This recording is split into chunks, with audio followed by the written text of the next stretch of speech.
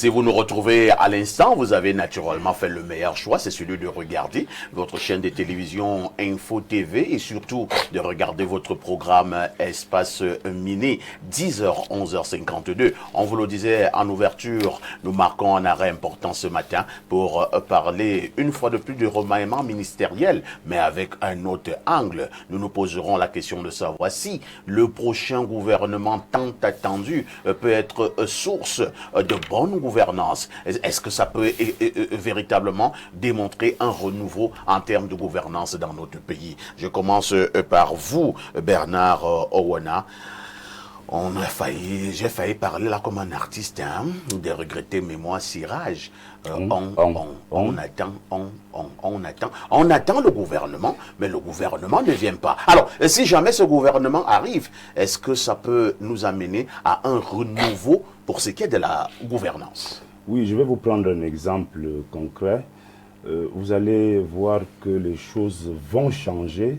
Elles ont même commencé à changer un tout petit peu. Je prends l'actualité par rapport au football. Vous savez, lorsque le gouvernement actuel était capable de faire beaucoup d'entorses à la bonne gouvernance et à la marche de certains mouvements associatifs, l'Assemblée générale de l'Africafoot n'aurait pas eu lieu à Mbankomo. Donc ça veut dire que si vous êtes vigilant, vous allez vous rendre compte que depuis l'Assemblée générale de la Fédération camerounaise de football, tous les ministres ont pratiquement déjà plié bagage. Comment ça? Et attendent. Parce que si les gens étaient comme avant, l'Assemblée de Samuel Eto'o à Mbankomo n'aurait jamais eu lieu. Le président de la République travaille sereinement, entouré de son fils Franck Biya, qui part du palais ces derniers temps vers 22h, pour trouver une équipe qui va vraiment constituer un gouvernement de choc, de grande amplitude. Le président Biya cherche des gens capables donc d'incarner cette nouvelle gouvernance.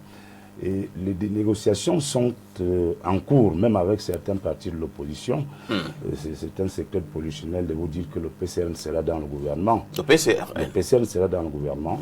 Quel affirmatif? Vous savez, non, vous savez, tout ce que je dis souvent ici, ça se réalise. Mais on sait pourquoi, non? Voilà. Donc le PCRN sera dans le gouvernement. Beaucoup de choses se disent, une affaire d'1 milliard, des choses se disent. Non, moi je ne suis pas dans les montants d'argent. Il dit qu'il sera. Il affirme qu'il sera. Moi je ne suis pas dans les montants d'argent. Bizarre là-bas. Moi je suis dans la constitution du gouvernement. Papa, il nous parle du gouvernement attendu. Alain nous parle des milliards. Il parle des milliards. Je ne sais pas de quoi Alain nous parle là-bas en termes de milliards.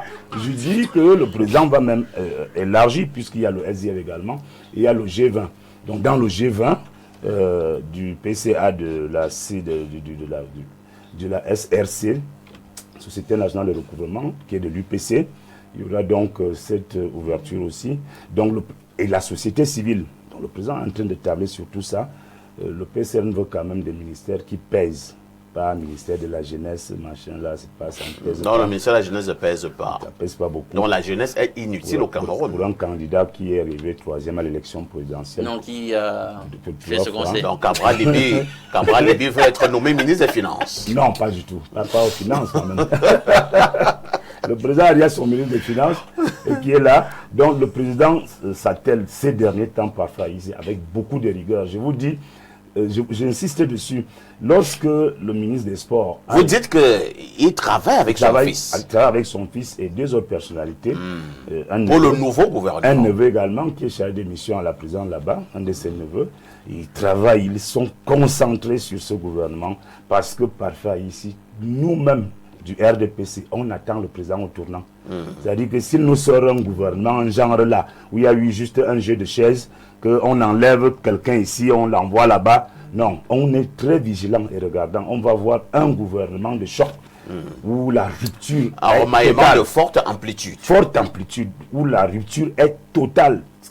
Il faut une rupture étanche entre tout ce qu'on a dit là, tout ce qu'on a condamné, tout ce qu'on a critiqué avec une nouvelle gouvernance. Parce que parfois ici, beaucoup de gens ont voté contre le président le 12 octobre parce qu'ils sont fâchés du gouvernement. Beaucoup de gens. Parce que, et ça, c'est également ce que le président doit retenir. Laisser les gens en poste pendant 22 ans, ce n'est pas bien. Au même ministère, laisser les gens 8 ans. Parce que ce gouvernement va faire 8 ans dans quelques jours.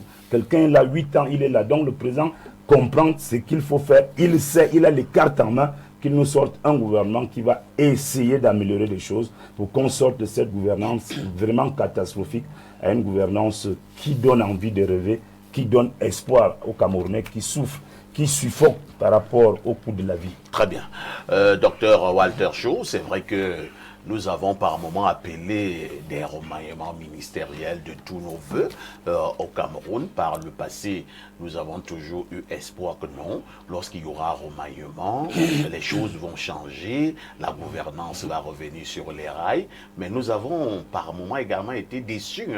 Il y a eu certes un remaniement, mais dans le fond, en termes de gouvernance, rien n'a changé. On ne peut pas dire que rien n'a changé. On ne peut pas affirmer que rien n'a changé. Ça a changé, mais ça n'a pas changé à notre goût. Donc on a élu le président de la République de changer le Cameroun, mais à notre goût, selon ce que nous on voulait. Ce n'est pas ça. Il faut dire comme ça, on ne peut pas dire que rien n'a changé. Donc moi, je reproche ça, mais je dis que quelque chose a changé, mais ça n'a pas changé comme on voulait. Oui, vous parlez du remaniement. J'ai enquêté là-dessus. Ce que je vous dis, parfait, ici va vous choquer. Je vois tout le monde parler là, j'ai l'impression que vous n'avez pas des informations. On n'est pas informé au même niveau. Je côtoie les couloirs du PRC. Vous comprenez ce que veut dire PRC? Vous voulez pas dire parler? Non. PRC. Président de la République. Je ne parle pas de la présidence de la République. Je parle du président de la République. On n'est pas au même niveau d'information. Tu peux nous dire Parfait, ici. Attendez un peu. Vous causez avec le président de la République? Je côtoie les couloirs. Je parle au pluriel. Je côtoie les couloirs du président de la République. Parfait ici. On vous écoute, on parle des noms. Parfait ici. Oui, non, prenez des notes. Les gens parlent en l'air. Ils disent je peux serrer, je ne vais même pas en parler. On va vous corriger tout à l'heure. Continue. Non, je vous donne des informations, vous corrigez mes informations. S'il y a un remaniement, vraiment. S'il y a, notez bien ceci, et j'ai conseillé mon père. S'il y a un remaniement au Cameroun. Qui est ton père? Tu es arrivé à ce niveau. Mais le PSC, le président de la République. Oui. Pourquoi vous ne Et tu pleures qu'on ne paye pas ton argent, pourtant tu es le fils. Non, je pleure que le père a nommé quelqu'un qui ne veut pas donner mon argent. Donc tu es au paradis, tu es en enfer. Tu es introduit, mais c'est contradictoire. Mon frère. Moi je comprends pas. Il fait avec les couloirs du paradis et son salaire ne sort pas. C'est quelqu'un qui a bloqué mon salaire. Fais ta diarrhée verbale, je vais te corriger. Tu nous dis que tu flirtes avec les couloirs du palais de l'unité. Oui. Mais tu as pleuré tout à l'heure que ton âme ne sort pas, donc il ne t'aime pas. Tu crois que le président vous prend son téléphone, appeler mon tasse de payer mon salaire, ça ne se passe pas comme ça. En tout cas, fais ton show. Ce n'est pas le show. Alors, allons-y, docteur. Si on a un remaniement au Cameroun aujourd'hui, il y aura un coup d'État. Oh là là. Vous avez des déclarations très graves là, docteur Walter. Je m'explique. Comment ça? Le président est pris en otage. Le président est pris en otage par 3 groupes. Il y a un groupe qui a sa liste du remaniement, qui impose au président. Le deuxième groupe a sa liste du remaniement qui impose au président. Le troisième groupe a sa liste du remaniement qui impose au président, qui ont mis beaucoup d'années au pouvoir et ont accumulé beaucoup d'argent. Ce n'est pas que c'est des déclarations graves. Je justifie pourquoi je dis ça. Et pourquoi j'interpelle le président de la République de ne pas faire le remaniement. De rester. Où est-ce que vous tenez ce genre d'informations? Parce que moi, je vois vraiment je ne vois pas le parallèle entre un remaniement ministériel et ton fameux coup d'État. Tu sais pourquoi je parle? Je n'ai pas dit qu'il y aura coup d'État au Cameroun. Ça peut provoquer. Pourquoi ça peut provoquer? Parce que les gens qui détiennent les 3 listes là qui imposent au président ont eu beaucoup d'argent pendant des 20 ans. Vous dites des choses très graves, hein, Dr. Walter Shaw. Mais c'est la vérité. Je ne comprends pas pourquoi son argent a été bloqué. Non, je suis enquêteur. Parfait, n'oubliez pas que j'ai une cassette d'experts criminels. Si vous demandez les sources, je vais vous donner les sources après l'émission, mais pas à la télé. J'ai dit ceci. Le remaniement ministériel traîne parce qu'il y a des goulets d'étranglement. Le président a fait confiance à des gens qui se sont enrichis et aujourd'hui sont prêts à tout.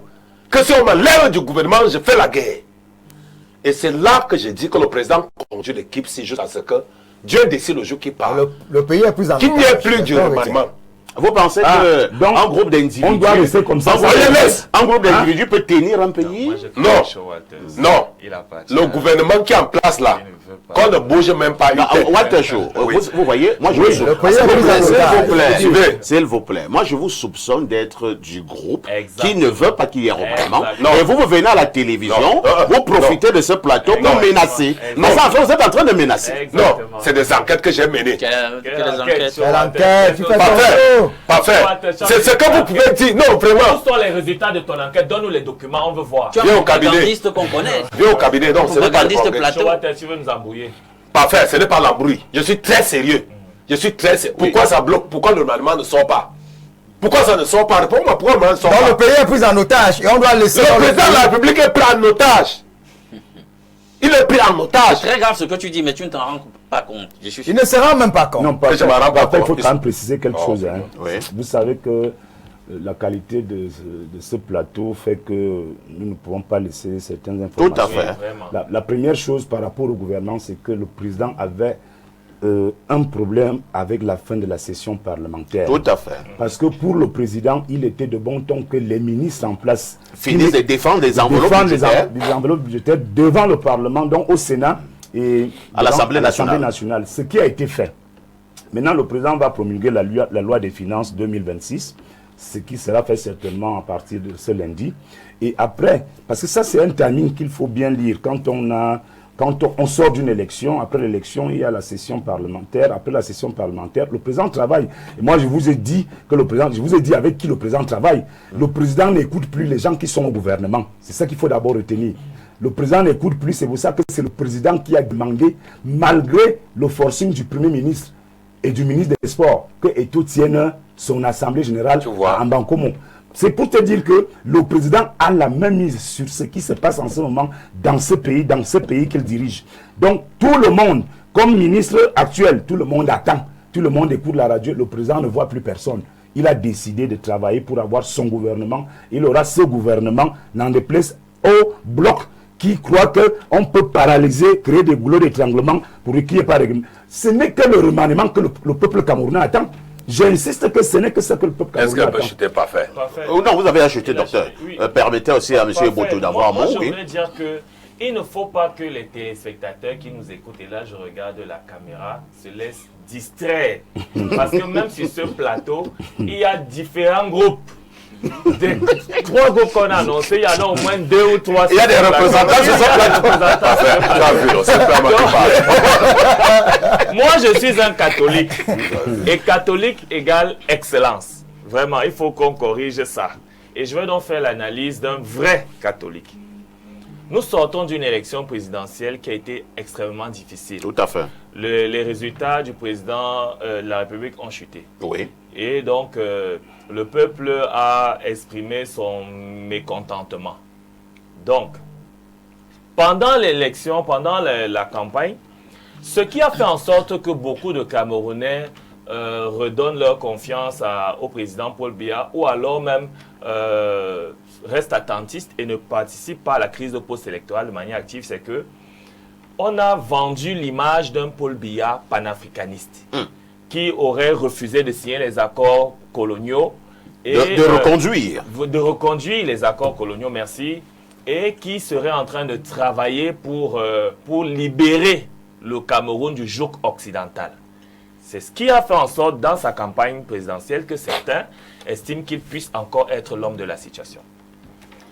Quand j'ai fini de dire ça, on a observé quelques instants à la suite une tentative de renationalisation des entreprises camerounaises. Le cas Eneo. On a le cas Eneo, on a le cas Chococam, on a le cas Sodecoton, on a eu plusieurs cas qui ont suivi juste après l'élection présidentielle. Donc, qu'est-ce que je veux dire? Le peuple qui a plébiscité le président Paul Biya attend de lui des actions concrètes. Nous sommes à 9 ans de 2035, donc de l'émergence du Cameroun. Et donc, de ce fait, un gouvernement sérieux de technocrates qui pourrait permettre à ce que la machine actuelle soit dégrippée serait le bienvenu. Et donc, sur ce plan-là, il semble quand même incongru selon mon analyse, de sortir un gouvernement aujourd'hui. Et je vais vous dire pourquoi. Normalement, on devait d'abord avoir l'élection municipale et législative. Quel est le rapport? Il y a un rapport. Lorsqu'il y aura également élection municipale et législative, il y aura encore un autre événement. On dira encore que non. Attendons également que cet événement passe. Je vous explique le rapport. Parce que si aujourd'hui, on nomme, comme mon excellent grand frère l'a dit, un représentant du PCRN comme ministre, il entre dans le gouvernement, un représentant du SDF entre dans le gouvernement, un représentant du G20 entre dans le gouvernement. Et qu'après les législatives et les municipales, on se rend compte plutôt que c'est le FSNC qui a damé le pion au RDPC. Comment on fait? Il faudrait contenter ces gens-là. Donc, normalement, la prudence voudrait que l'on attende d'abord d'avoir les élections législatives et municipales pour voir comment la cartographie du Cameroun va se reconfigurer avant de procéder normalement au remaniement ministériel. Ça, c'est la prudence qui le commanderait. Maintenant, vu que tous les Camerounais attendent non seulement le remaniement, mais le retour de l'opération épervier, parce qu'il y a des gens qui, dès qu'ils doivent quitter le gouvernement, doivent se retrouver de l'autre côté. Parce qu'on a besoin... Vous avez quelques noms? Bon, on ne va quand même pas se suicider médiatiquement. Donc vous pensez que certains qui sont au gouvernement, en ce moment, il y a des devraient se retourner à Il me semble qu'il y a eu un rapport de la Chambre des comptes qui a été largement... L'affaire de Covid. Oui, il y a des affaires, il y a des rapports qui ont circulé. Et les Camerounais, justement, attendent pour que le président de la République soit crédible, qui a toujours parlé de l'inertie du gouvernement. Vous allez chuter. Des détournements, etc. Lui-même, le président, il a toujours fustigé tout cela. Donc, pour qu'il soit crédible, il faudrait un gouvernement vraiment qui soit opérationnel, qui permette à dégripper la machine économique, mais surtout, le retour de l'opération épervier qui sanctionnerait les gens et permettrait de comprendre que le Cameroun est une république désormais qui est tournée vers son avenir. Bertrand Tchouenkam, M. Boto pense qu'il faut encore un peu attendre. Entre-temps, M. Bernard, on vous fait comprendre que pour l'heure, ce n'est que ce que le peuple attend. Alors, est-ce que nous allons continuer dans cette affaire-là? Il faut attendre, il faut attendre, il faut attendre. Entre-temps, on a l'impression que ça pourrit. Vraiment, j'ai pitié de vous, hein. J'ai pitié des Camerounais. On ne peut pas faire du vin nouveau avec des vieilles outres. Pour un nouveau vin, il faut des nouvelles outres. Rien ne peut changer avec l'actuel régime. Avec le régime du nouveau, la seule certitude reste l'incertitude. Moi, je vais prendre des cas qui sont légion. Et Néo, on a récupéré. Vous avez l'impression que ça a changé quelque chose dans mon quotidien? Trop tôt. Rien.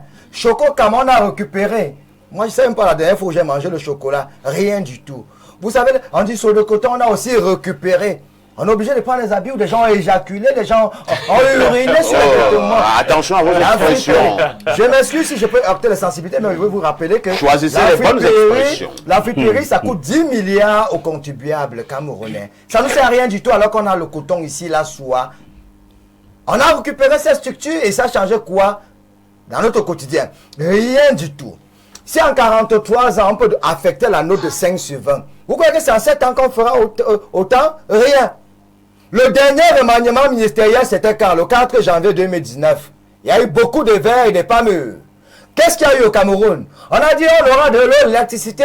On a 58 départements. 50 sont baptisés par des eaux. Malheureusement, je fais parfois des semaines sans me laver parce que dans mon quartier, les gens n'ont que des forages. Il n'y a pas d'eau à Yaoundé. On aura l'électricité, il y a la baisse. Mon frigo est gâté. Mon poulet, je n'en mange pas parce que je ne sais pas où je dois mettre mes aliments. Alors, on a dit que l'enseignement supérieur va changer l'école doctorale.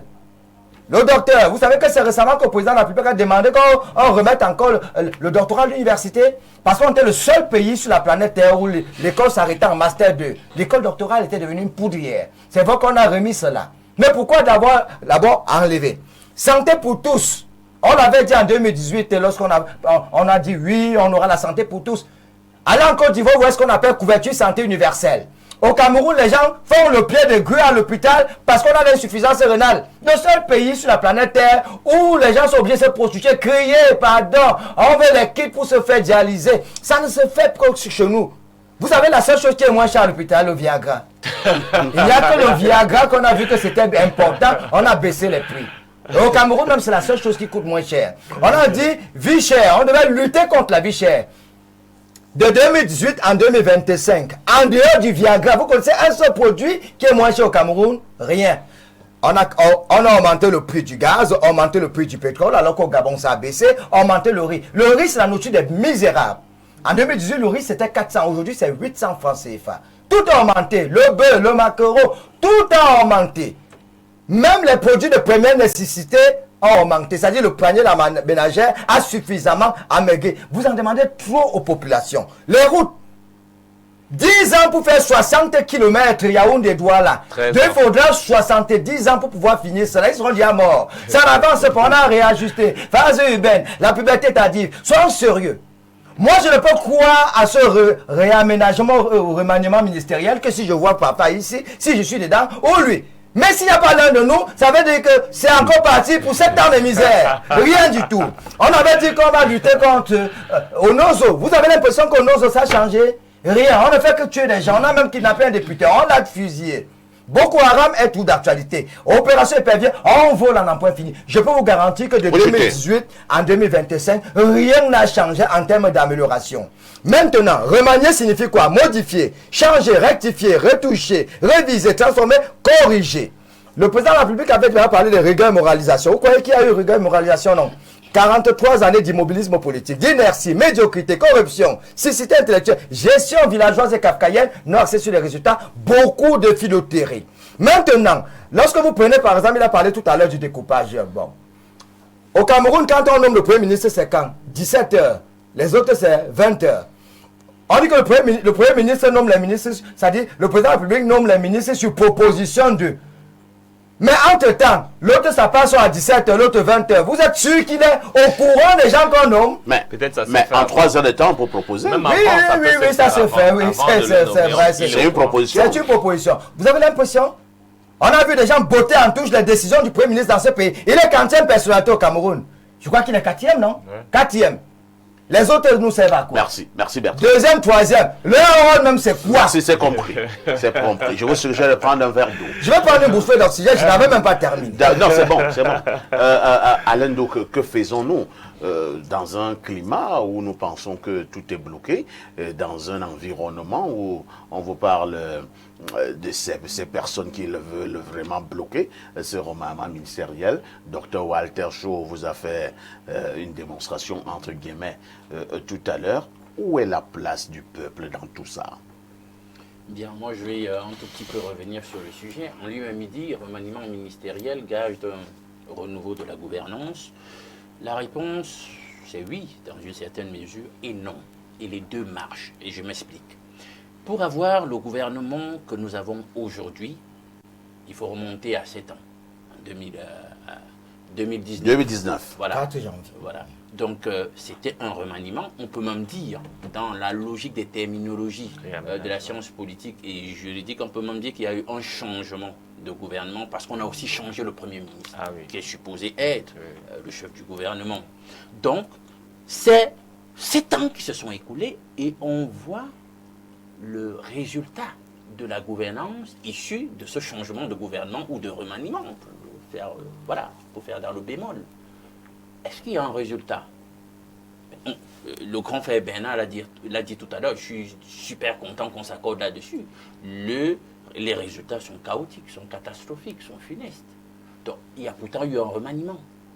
Alors, on peut faire un remaniement, on peut changer un gouvernement, mais ça coince. Donc, ce n'est pas un gage de quoi que ce soit, même si ça pourrait l'être. Alors, pourquoi ça peut l'être? Ça peut l'être dans la mesure où l'esprit même qui préside à la gouvernance change. C'est-à-dire, c'est comme dans un logiciel. Il y a un logiciel, vous l'appliquez.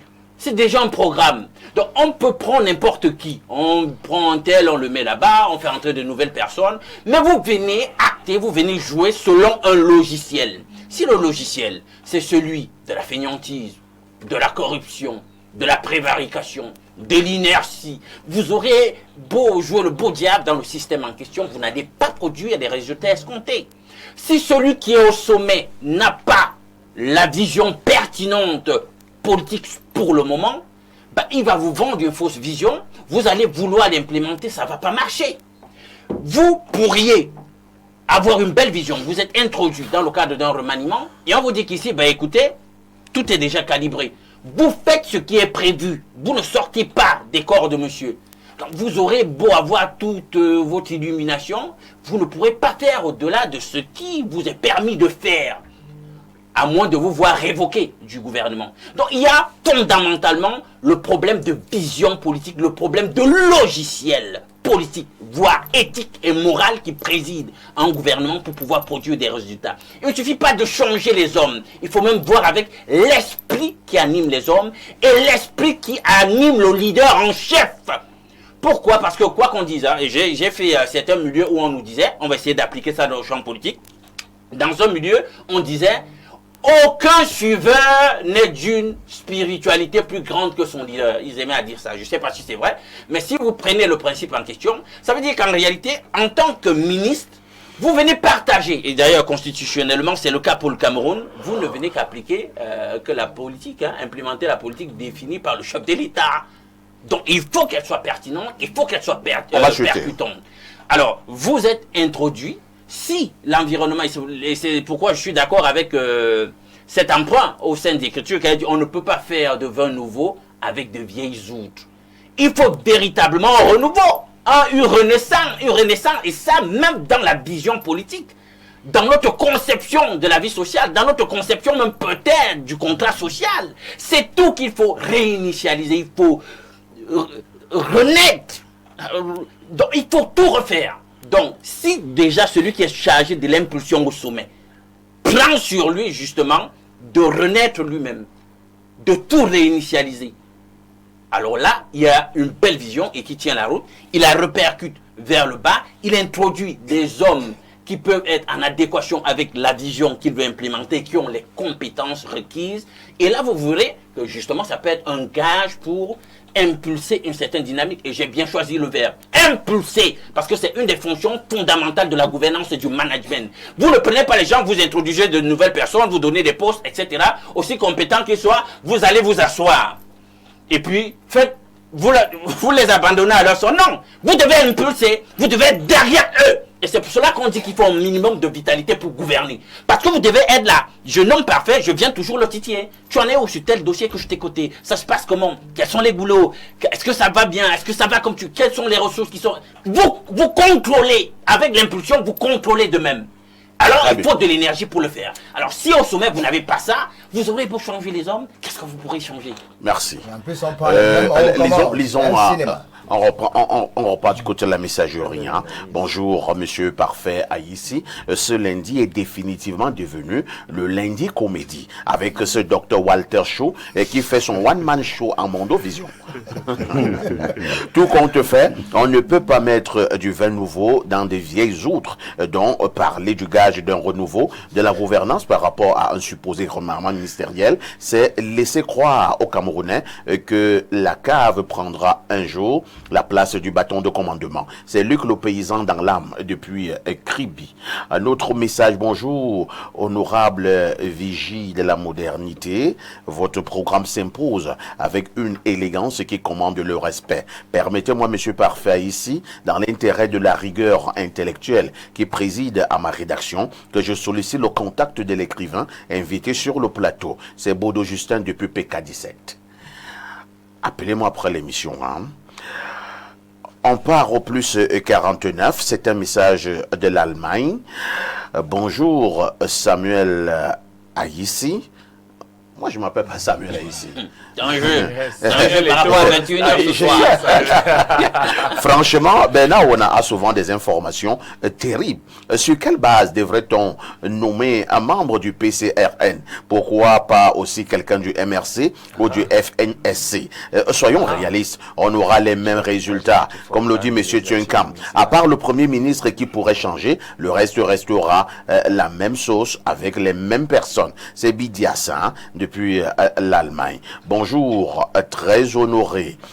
Bonjour, très honoré modérateur des modérateurs. Concernant cette thématique ô combien cruciale, nous ne voulons absolument plus de ministres totalement profanes. Je m'explique. Comment peut-on nommer un ministre qui n'appartient aucunement au domaine? Je vais vous donner un exemple extrêmement simple me concernant. Je suis enseignant de menuiserie, sorti de l'INSET des Boulevards. Comment pourrait-on m'affecter dans un lycée technique où la menuiserie est totalement absente? C'est exactement ainsi que les choses se passent au Cameroun. Par conséquent, nous attendons un remaniement des plus profonds et des plus justes.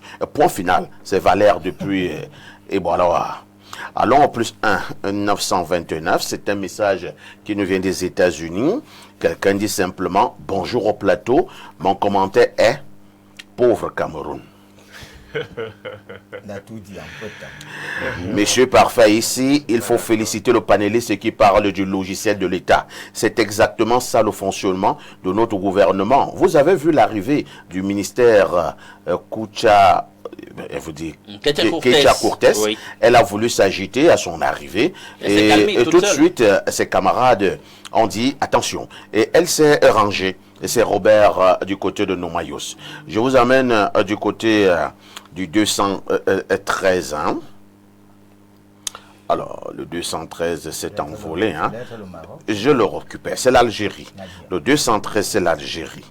Voici ce qu'il dit. Bonjour, perfecto. Voici ma proposition pour un nouveau gouvernement qui va apaiser le Cameroun. Maurice Kamto, ministre de la Justice au président de l'Assemblée nationale. Issa Chiroma, SGPR, au ministre de la Défense. Cabral Libi, ministre de l'Enseignement supérieur et de l'Éducation. Joshua Ossi, ministre de l'Administration territoriale. Iram Iodi, ministre de la Jeunesse. Tomaino Ndamdjouya, ministre du Développement urbain. Akere Mouna, ministre de la Justice. Professeur Abba Oyono, ministre de la Fonction publique. K2 Jean-Marie, ministre des Finances. Jean-Michel Nietzsche, ministre de la Défense. Il y a l'ancien SGPR de Paul Biya qui a fait des années de prison et qui fut aussi ministre de la Santé, dont j'ai oublié le nom, présidente du Sénat. Non, ça ne peut pas donner, ça ne peut pas être ton gouvernement là. Ça ne peut pas ton donner. Gouvernement là. Alors, un téléspectateur du plus 44, il s'agit du Royaume-Uni. Salut parfait, juste pour dire que le poisson pourrit toujours par la tête. Je ne sais pas où vous voyez votre poisson. Mais il a raison. Le poisson pourrit par la tête. La tête étant pourrie, alors, ne vous attendez à rien. C'est trop facile de dire que mon enfant a échoué, ça cause ma femme. Mais c'est vous, vous étiez où? Un message du 241. Monsieur Parfait, bonjour. Tout est à refaire au Cameroun. Ceux qui nous dirigent sont bloqués à la tête. Un autre message de l'Allemagne. Salut Parfait, ici. Moi, j'attends juste l'interview de ce soir avec notre pasteur, le président Samuel Eto'o. Parfait. Posez toutes les questions. Le remaniement viendra et il n'y aura pas de coup d'État en 237. C'est Sassi Claude de l'Allemagne qui envoie ce message. Bonjour Samuel Eto'o, fils de la modération. Personnellement, je ne vois plus le remaniement ministériel apporter un changement. Et s'il a même encore lieu, c'est juste une communication de buffle qui accouchera d'une souris comme d'habitude. Bien des choses à tous les panélistes. Hein. C'est Cyril depuis Douala qui envoie ce message. Bonjour perfecto. Il faut dire que ce soir, ce sera la totale avec l'émission spéciale sur Samuel Eto'o. Un autre message, il s'agit du plus 1 587. C'est un message du Canada. Bonjour, le gouvernement actuel est très très fort. Les réseaux se neutralisent et le chef semble être débordé. Le chef semble débordé. Les réseaux s'affrontent. Je vous annonce une mauvaise nouvelle. Hein? Oh là là. L'émission est actuellement terminée. Oh là là, ça passe tellement. On n'avait même encore rien dit. L'émission est actuellement terminée. On a envie de nous nous donnons rendez-vous ce soir à partir de 21h. Émission spéciale Info TV en synchronisation parfaite avec la chaîne MSI. Samuel Eto'o, fils le président de la Fédération Cameroun de football, en sa qualité d'invité spécial. Samuel Eto'o a décidé de vous dire tout. 21h. Ça va aller très vite. Merci. Ne ratez pas la rediff. Avec tout ceci, que faites-vous encore ailleurs?